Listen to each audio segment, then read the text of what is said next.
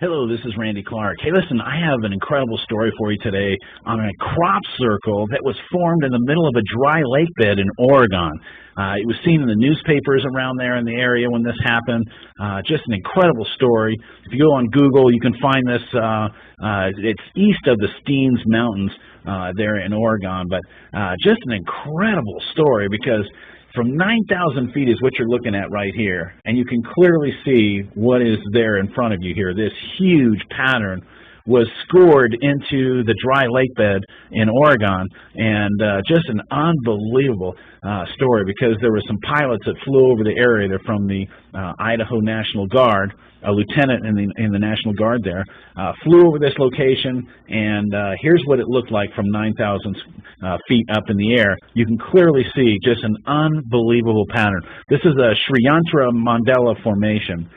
It's an ancient symbol, and literally this is a geometrically perfect depiction of this ancient symbol.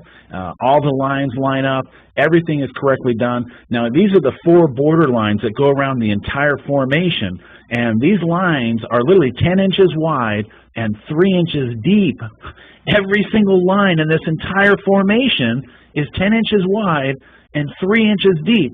So again, this is on hard pan desert type dirt, so it's very compacted, very difficult to score into this type of material, especially a 10-inch trough that's 3 inches deep throughout this entire depiction here. So, who knows what made this? All we know is a few things that we know about this. Number one, there was no cars in this area. There's no tire marks into this area. It's in a very remote location, so it's out kind of in the middle of the nowhere, and all of a sudden here you find this incredibly huge looking crop circle looking type of image in the middle of the desert. I mean, I've never seen this before. But again, this happened at a time when there was no kind of tools that you could use for this kind of a formation in 1990 and pull this off in a very short period of time. I mean, this thing had to have taken some time to be done if it was humans making something like this. However, if this was something that was non-human that did this, that had some kind of higher technology, well, you might be able to carve something like this out of the desert in no time at all, because again, the pilots hadn't seen this on the ground as they flew over this area, and this is a training area where they fly planes over all the time for the military. No one saw this. Just all of a sudden, August 10th rolls around, 1990, and these pilots fly over, and all of a sudden, whammo, there this thing is in the middle of the desert. But again, this was not done by humans, it looks like, because there's no tire marks, no footprints, no kind of score marks from machines that you would think that could do something like this.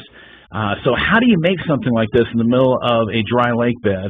And again, this is 13.3 miles long.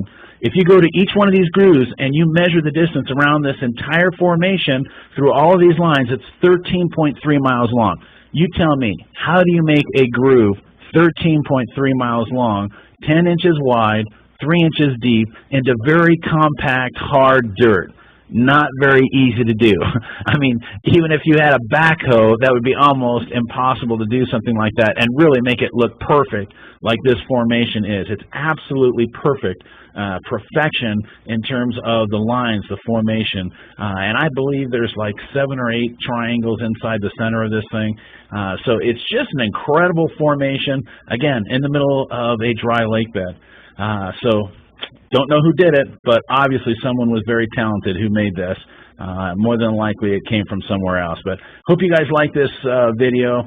If you like, give me a thumbs up.